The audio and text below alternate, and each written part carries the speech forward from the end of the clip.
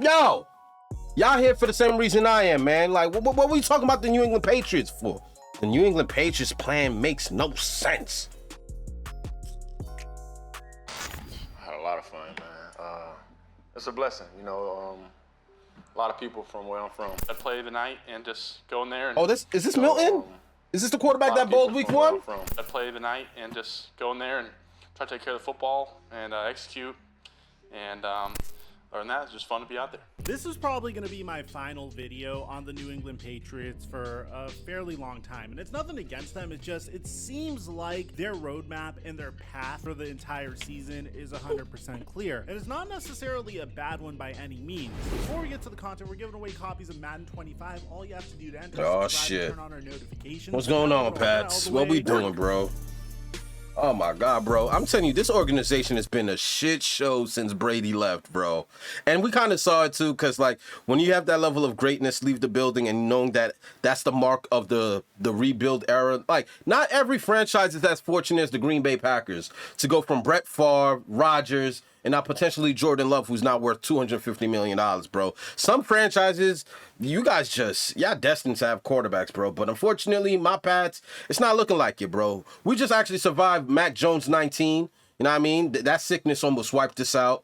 And now it's just like, and now we dropped this Maye kid who's supposed to be the future. But out of nowhere, this Milton kid looks like he's picking up the offense better than our first overall pick, which is kind of crazy. And it's like, bro, did we just potentially bust with the first round pick? Especially if this Milton kid who's like third on the roster is like the best quarterback on. What a time to be alive, bro.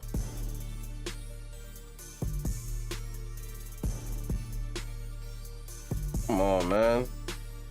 Don't tell me it's over before it started. NFL season's finally here, and Prize Picks is hooking us up. I don't care about no Prize Picks. Take a line. The flight I wanted from the New England Patriots from the off for long enough, you'd know that the very first thing I wanted from the New England Patriots from the offseason was to hold on to Mac Jones. And it's not because I think Mac Jones is a good QB at all. It's more because I felt like this team had so many pressing needs across the board. You could tell by the walk he wasn't him. I saw that walk, bro, and I was gone.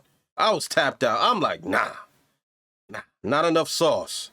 Not compared to what, come on, CJ Stroud and all them other boys. Look at this walk, it's man. Because I felt like this team had so many pressing needs across the board that they really shouldn't take their signal caller of the future until they address those needs. I'm a huge fan of the Chicago Bears rebuild, where you have a bridge quarterback in place while you try to address the needs that your team has. And once you get some key pieces and make some good trades and accumulate assets, that's when you can take your signal caller of the future. And in the case of the Chicago Bears, that's exactly what they did. They had the #1 overall pick in the 2023 NFL draft. They traded that for DJ Moore, multiple first-round picks, one of which becoming the #1 pick in this year's NFL draft. By that point, they already made trades for Montez Sweat. They made another trade for Keenan Allen. They signed DeAndre Swift in the offseason. There's a loaded. Some sort of a running game. They brought in an offensive There's a loaded that helped Geno Smith rebound, and they were set on taking Caleb Williams #1 overall. Luckily for them, one of the things that Caleb Williams had going for him was he was considered to be very NFL ready. But that's typically the way I'd like to see a rebuild done. Build up the pieces around the QB and then draft a QB. What shouldn't be done is what Bro, I said the same thing.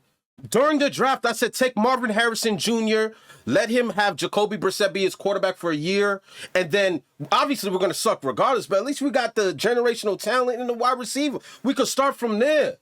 But to just bypass one of a transcendent wide receiver for Maye, like, come on, dog. Like, do we even know what we doing, son? Like, even if Maye hits this year, bro, we don't even have the pieces for this kid to even succeed or win games. Like, I'm just gonna keep it a bean. Even if he is the next big thing, the CJ Stroud of this year, he has no weapons.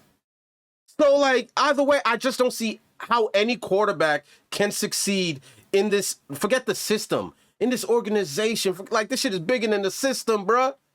This shit that we hustling backwards. Panthers did, which is gutting out your roster for a quarterback right away. Because at least in the case of the Bears, you have 5 years where Caleb Williams is getting paid a below market contract. So your window of contention is wide open right now. And if Caleb Williams lives up to the hype, it should be for the next 5 years. Now, in the case of the New England Patriots, I wanted them to do essentially what the Bears did with Justin Fields, only with Mac Jones. And the thing that was infuriating was that the New England Patriots had an offer for the number 3 overall pick. The New York Giants were very interested in moving up to number 3 overall, and they were even willing to give up their 2025 first round pick in order to make the jump from number 6 to number 3, which in my opinion, no offense Giants fans, I think a Giants first round pick would be very, very valuable. Considering that they're the worst team in the NFC East, they don't really have a good chance of making the playoffs unless if we see a huge surprise. And aside from Malik Neighbors, this team hasn't made many upgrades throughout the offseason. But not only did the Patriots have an offer from the New York Giants, but they also had an offer from the Minnesota Vikings, who had multiple first round picks in this NFL draft alone. And they turned that down as well in order to take Drake May with the number 3 overall pick. And since everyone's obsessed with what the Green Bay Packers did with Jordan Love, you know, how he sat down behind Aaron Rodgers for 3 seasons, balled out in his 4th season, and then got paid as the highest paid QB in the NFL after a full season of starting. Well, it seems like the Patriots are doing the same thing with Drake May. It's kind of crazy how many teams are obsessed with this philosophy. I mean, the Cowboys traded for Trey Lance, hoping that they could pass the torch on to him someday. The Falcons drafted Michael Penix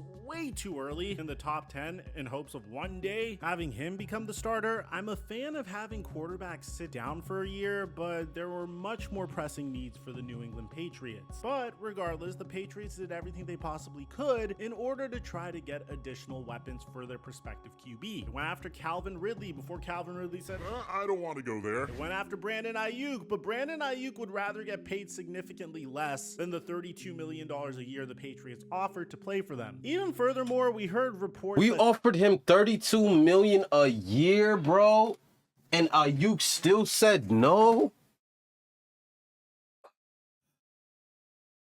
Bro, that would instantly propel him into Justin Jefferson territory. And he said, I would take, like, that's how you know. That's how you know, bro. It's just a shame what we've become as an organization, bro. Drake May has been struggling throughout training camp, which kind of makes the pick even more questionable, because I understand what the philosophy is. Have Drake May sit down for a year, hopefully eventually plug him in, and he's going to be the next coming of Tom Brady or whatever. But just take a look at this report from a week ago. Drake May has had rough moments, to be sure, but New England Patriots people attribute that to him running with the second team, and how the team's offensive line depth issue has really shown up with that group. What's impressed his coaches most is how good of a processor he is on the field. He can go in his progression from 1 to 2 to 3 really fast, and he even threw a touchdown pass to his 4th read in the red zone drills the other day. He sees things right away, and his footwork has come a long way as well. Literally sounds like what Mac Jones would have been, but okay. Now look, Drake May has had some very nice highlights in training camp as well, and Javon Baker has reportedly been a revelation as well in training camp. But of course, we know that the Patriots also recently cut Juju Smith-Schuster, so at this point, you're starting to get an idea of what this season's going to look like, especially with Jacoby Brissett as the starter. So with that being said, all eyes were on the New England Patriots during their very first preseason to see how things were going to shake out. What was their plan? How much was Drake May actually going to play? And it seems like we got the answer. Just garbage, bro. Like, I can't even front, even as a Patriot fan, bro. I'm probably not even going to react to their games this year. I'm just not. Like, I'll watch here and there, but they got nothing, bro. They got nothing from top to bottom. There's nothing exciting about this team. The structure of this roster is probably the worst that I've seen. And I grew up watching the Cleveland Browns. You know what I mean? Yeah, y'all remember those early 2000s when the Cleveland Browns were just a shit show? Jeff Garcia and a bunch of whatever. Like Cleveland was really bad, but this is worse than that, bro. There's no upside. A journeyman quarterback throwing it to, come on, C and D tier wide receivers. We don't have a great running game. We don't have a great elite defense. There's not too much people besides, Judon that you can mention on the defense. It's just a terrible roster. They're boring. Like, they're boring as shit. Like, there's like no ceiling. I could go in, man. rookie QBs since 2021 and how many snaps they played in the preseason opener. You have Justin Fields, Mac Jones, and JJ McCarthy at the very top, which, by the way, let me know if you want another video on JJ McCarthy because his preseason debut was awesome. You have Will Levis right underneath that before you dip into the 20s with Trey Lance, Anthony Richardson, and Michael Penix, who also had a pretty solid debut. Caleb Williams had 20, Trevor Lawrence had 15, Jaden Daniels had 12, and Drake May had about half of that. Drake May had 7 snaps. And of course, everyone's been talking about how much Joe Milton balled out in that preseason game. And we're gonna get to Joe Milton on just a sec, but let's talk about how Drake May only had 7 snaps and went 2 of 3 for 19 yards. So what is this supposed to mean? Because when Joe Milton came in, the man absolutely balled out. He's 6'5", 235 pounds. He was able to improvise on the fly in his debut. He has a cannon of an arm. He rushed for 25 yards on 2 scrambles. He had a 38-yard touchdown pass. And some fans are even saying that they want to see Joe Milton start over Drake May, or Joe Milton get moved up the depth chart over Drake May. First things first, let's discuss the level of competition these two faced off against, shall we? Joe Milton went up against 3rd, 4th, and 5th stringers. Drake May went up against the first team. Furthermore, there's a gigantic age gap between the two. Joe Milton's 24 years old and Drake May just gained the ability to drink. So what's very telling about the very first preseason game that we got from Drake May is the fact that you can tell that the Patriots probably aren't going to play Drake May throughout the entire season. I don't think this is going to be a situation where Gerard Mayo's seat is going to get hot and he's going to be pushed to make a change in the middle of the season either. The New England Patriots play in one of the most competitive divisions in football. And there's no question about it, each and every other team in their division is significantly better than them. The Jets, the Dolphins, the Bills, there's like no chance that the Patriots make it into the playoffs via a wild card spot. This team has a lot of holes in their roster, and it seems like this year is just going to be a culture setting year and a development year for Drake May. The way he's brought along is going to be very important. It's going to be a make or break year for Drake May, and the worst part is we're never going to really see the progress he makes. I personally don't know how I feel about this philosophy. I personally don't know if I agreed with this route. I really don't think it was necessary to hold on to the 3rd overall pick in the NFL draft and then select Drake May just to have him ride the bench for a year or two while you try to figure out other aspects of your offense. I would have liked to see the Patriots trade down to number 6 and get an additional 1st round pick and maybe select Malik Neighbors and then have that additional 2025 1st round pick for the event that maybe Daniel Jones continues to suck this year. I would have liked to see the Patriots get additional 1st round picks from Minnesota and focus on other aspects of their offense. But this is the path that they took, and I'm not necessarily sure how I feel about it. I don't necessarily know if it's going to result in tremendous team success. I think out of every team selected in the 1st round of the NFL draft, the player that has been placed in the strangest and most questionable situation is Drake May. Again, Caleb Williams has a star-studded offense. Jaden Daniels has Jahan Dotson, Terry McLaurin, and Austin Eckler, has a great defense, and at least improvements were made to that offensive line as well. JJ McCarthy gets to throw the football to Jordan Addison, Justin Jefferson, and TJ Hawkinson. So that just leaves Drake May and Bo Nix in the strangest situations, and at least Bo Nix is a little bit more pro-ready than Drake May, so I don't understand selecting a developmental QB with the number 3 overall pick. You have more pressing needs on your team. This isn't to hate on Drake May at all whatsoever. I'm just trying to remain objective in my analysis here. I just don't understand why the Patriots did this. But maybe someone else gets it and I don't. Let me know in the comment section down below what you guys think about all this. Aside from that, I'm your boy Mike, and I'm dropping our mic until our next upload. Like I said during the NFL draft, y'all, Justin Fields just ruined everything. Like I said during the NFL draft, I wasn't really excited when we drafted May. I saw him as another Mac Jones. He just didn't give me the, you know how sometimes you could see someone get drafted and they have that it factor.